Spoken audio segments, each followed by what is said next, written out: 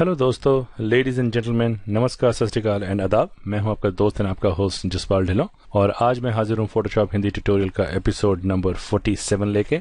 दोस्तों, मैं आपसे माफ़ी मांगना चाहूँगा कि मैं पिछले 2 हफ्ते से बोल रहा हूँ कि मैं ये वाले 47 नंबर एपिसोड से मैं फोटोशॉप के बेसिक्स से दोबारा शुरू करूंगा, ये टूल्स पैलेट्स के बारे में समझाना शुरू करूंगा। लेकिन मुझे माफ़ कीजिएगा कि मेरे पास इतनी सारी रिक्वेस्ट का बैकलॉग है कि मैं ये वाला भी और अगले वाले हफ्ते में भी वो शुरू नहीं कर सकूंगा। लेकिन ये गारंटी देता हूं, अक्टूबर के महीने से मैं लगातार हर एपिसोड में 2-2 टूल्स के बारे में या 2-2 लेयर स्टाइल्स पैटर्न्स के बारे में मैं आपसे बात करना शुरू करूंगा। तो तब तक please bear with me and let me go ahead with the request जो मेरे पास जो काफ़ी पेंडिंग पड़ी हैं। तो शुरुआत करते हैं। सबसे पहली फोटो है, ये मिस्टर सद्दाम हुसैन हैं, ये पाकिस्तान से हैं। इनकी फोटो को अगर आप देखें तो ये इनका कहना है कि इनके चेहरे पे कुछ दाग हैं जो काफ़ी कोशिशों के बावजूद भी साफ नहीं होते हैं। तो उनके बारे में क्या किया जाए, सबसे पहले तो इसी कॉपी कीजिए। इसके 2 तरीके हैं हिसाब करने के, एक थोड़ा मेहनत वाला तरीका है और एक थोड़ा आसान सा। मैं दोनों तरीके बता देता हूं आपको। तो चलिए हुजूर देखते हैं कैसे होगा ये। सबसे पहले तो आप हीलिंग ब्रश टूल लीजिए और यहाँ पे जो साफ एरिया है यहाँ से आप ऑल्ट दबा के ये वाले एरिया को सैंपल कीजिए और फिर देन आराम से बड़ी मेहनत से यहाँ पर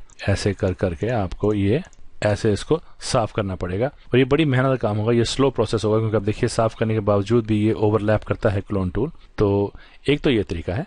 दूसरा तरीका ये है साहब, जो आसान है और उतना ही कारगर है। अगर आप ये 2 बातें ध्यान रखिए कि अगर आपका सब्जेक्ट मेल है, कोई मर्द है, तो उसके चेहरे का रंग का अगर सैंपल लेना हो, अगर कहीं और से ना मिल पाए तो माथे से सैंपल कीजिए।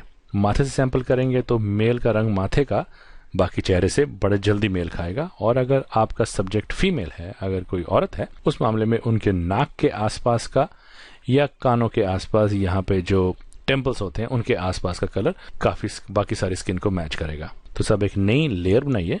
ब्रश टूल लीजिए, ब्रश को एकदम सॉफ्ट कीजिएगा, यहाँ पे जाके इसकी हार्डनेस बिल्कुल खत्म कर दीजिए और ब्रश का साइज वही फोटो के मुताबिक यहाँ पे रख के और नॉर्मल मोड में रहे और ओपेसिटी इसकी 13% के आसपास, 12 और 15 के बीच में कहीं पे, उससे ज्यादा नहीं होनी चाहिए। अब आप यहाँ पर जब, क्योंकि हमने यहाँ पे ऑल्ट से इसको सैंपल किया था, तो ये देखिए ये अब इसका हमारा कलर वही बन गया है। अब आप यहाँ पर आइए और हल्के हल्के इसको ब्रश करना शुरू कीजिए। आप देखिएगा जैसे जैसे मैं इसको रंग करूंगा धीरे धीरे ये आप देखिए दाग धब्बे बिल्कुल गायब हो जाते हैं। मैं जल्दी जल्दी में दिखा रहा हूं क्योंकि मैं इसमें सफाई की कोशिश नहीं कर रहा हूं, सिर्फ आपको तरीका बता रहा हूं। अब जब आप एक बार यहाँ करेंगे तो सारे चेहरे के ऊपर आपको ऐसे ही एक बार ब्रश फेरना पड़ेगा ताकि सारी स्किन टोन एक जैसी नजर आए। ये देखिए साहब, ये था सद्दाम जी आपका पहले वाला ओरिजिनल फोटो है, ये फिक्सिंग के बाद। तो ये बहुत ही कारगर सिद्ध होता है। आप जब भी चाहें तो मेल के लिए माथा और फीमेल के लिए नाक के आसपास का एरिया सैंपल कीजिए और वहां से बड़ी ही लो ओपेसिटी पे आप पेंट करना शुरू कर दीजिए। एक्सट्रैक्शन का भी मुझे किसी ने पूछा था कि मुझे एक्सट्रैक्शन में भी बड़ी प्रॉब्लम्स आ रही हैं, कैसे करें। फोटोशॉप CS6 में काफी आसान है। आप ये जैसे मैं एक बैकग्राउंड लेके आता हूँ, ये बैकग्राउंड आइए मैं इस लेयर को इसके ऊपर कर दूं और अब मैं जल्दी जल्दी में हम जो क्विक सिलेक्शन टूल है मैं उसको उठाता हूँ, सद्दाम साहब को यहाँ से सिलेक्ट कर लेता हूँ। पूरी सिलेक्शन हो गया। ये थोड़ा सा इसने ज्यादा पिक कर लिया तो यहाँ माइनस लेके यहाँ से इसको माइनस कर देता हूँ। यहाँ पे CS6 का, ये खासकर CS6 के बारे में बताने जा रहा हूँ। यहाँ पे ये है रिफाइन एज, इसको क्लिक कीजिए, ये रिफाइन एज का मोड खुल जाता है। अब आपको ये पूछेगा आपने लेयर कहाँ देखनी है, ओवरले मोड में देखनी है, ब्लैक बैकग्राउंड में देखनी है, व्हाइट में देखनी है, ब्लैक एंड व्हाइट मास्क में देखनी है। जनरली ऑन लेयर पे देखता हूँ। लेयर पे आप आ जाइए और उसके बाद अब आप देखिए यहाँ पर फिर भी थोड़ा बहुत इसको ब्रश को चेक कीजिए।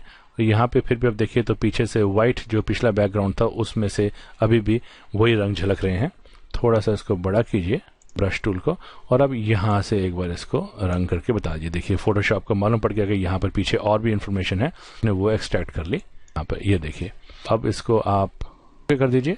सॉरी सब गलती हुई, इसको मैं दोबारा से करना पड़ेगा। आउटपुट पे मेरे को इसको सिलेक्शन नहीं करना था, आउटपुट में इसको न्यू लेयर रखना था। ओके कर दीजिए।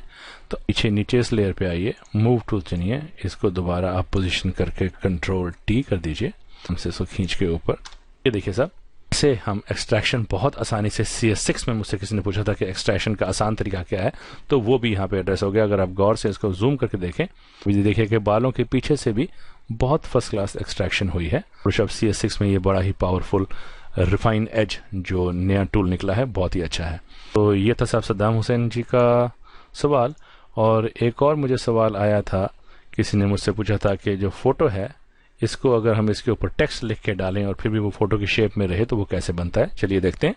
कंट्रोल एल करके थोड़ा सा पहले इसमें कॉन्ट्रास्ट बढ़ा दें हम लोग, ओके कर दीजिए। उसके बाद से हमको इस फोटो को ब्लैक एंड व्हाइट में बदलना है वो टेक्स्ट का इफेक्ट लाने के लिए। तो उसका आसान तरीका है, यहाँ जाइए आप स्टाइल्स में और यहाँ से आप थ्रेशोल्ड चुनिए। थ्रेशोल्ड को चुनते देखिए ये सारी फोटो को ब्लैक एंड व्हाइट बना देगा।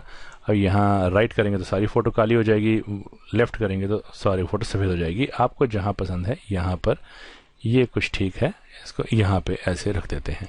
ये फोटो बन गई। अब हमने इसके ऊपर टेक्स्ट लेके आना है। टेक्स्ट लाने के लिए साहब एक मैं आपको वेबसाइट बताता हूँ, ये नाम अभी लेके आता हूँ। ये नाम ध्यान रख लीजिएगा, इसका नाम है lipsum.com। lipsum.com में आप सिर्फ ये बता दीजिए आपको कितना लंबा टेक्स्ट चाहिए तो वो ये आप टेक्स्ट निकाल देगा। ऐसा कोई मतलब नहीं है, देखिए ये कोई टेक्स्ट का मतलब नहीं है, ऐसा कोई मीनिंग नहीं है, ये सिर्फ रैंडम वर्ड्स हैं। इनको हम यहाँ से अगर मैं इसको चुन लूँ, ये लेके राइट क्लिक कीजिए, कॉपी कीजिए, इसको मिनिमाइज कर दीजिए। यहाँ पे अब आप एक टेक्स्ट टूल चुनिए और यहाँ पे आके एक का बाउंडिंग बॉक्स बना दीजिए। बीच में आइए यहाँ पे और कंट्रोल वी कर दीजिए। तो ये देखिए इसने वही टेक्स्ट सारे में पेस्ट कर दिया है।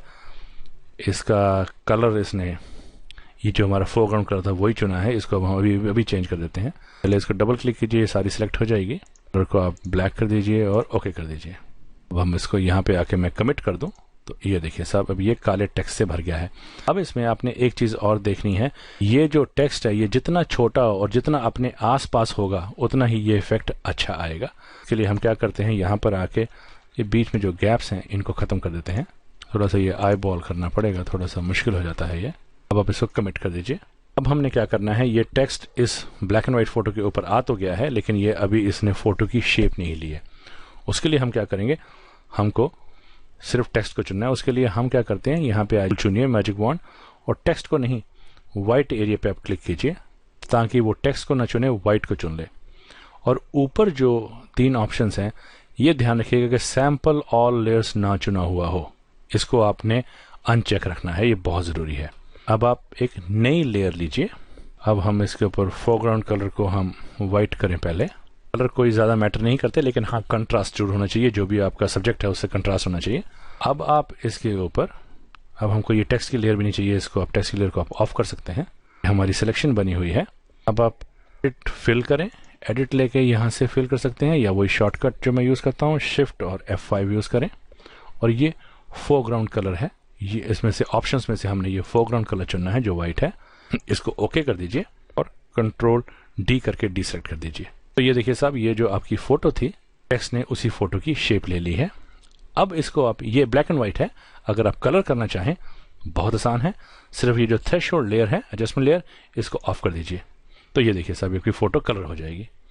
और फिर अगर आप चाहें तो इस बैकग्राउंड फोटो के ऊपर आइए, ब्रश टूल लीजिए, मोड को फिर से आप ओवरले कीजिए, काला ब्रश लीजिए और जहां जहां पे आप रंग करना शुरू करेंगे वहां वहां पे इसके फीचर्स ज़्यादा चमकने शुरू हो जाएंगे।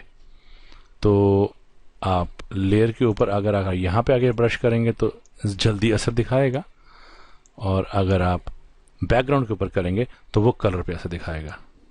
तो सब ये था मेरा आज का ट्यूटोरियल। इसमें मैंने 2 इश्यूज को एड्रेस किया है और आने वाले ट्यूटोरियल में मैं 2-3 और इश्यूज को एड्रेस करूंगा। उसके बाद से फिर मैं 2 या 3 टूल्स के बारे में समझाना भी शुरू करूंगा।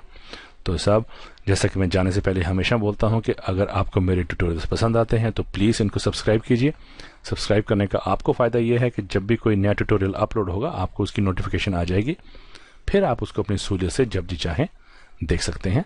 और अगर आपके जहन में फोटोशॉप से कनेक्टेड कुछ सवालात हैं आप ज़रूर मुझे ईमेल कीजिए। मैं जैसे ही बन पड़ेगा 2 या 3 हफ्ते के अंदर अंदर आपके सवाल के ऊपर एक ट्यूटोरियल लेके आने की कोशिश करूंगा। तो until we meet next in the next tutorial, God bless, have fun and नमस्कार जी।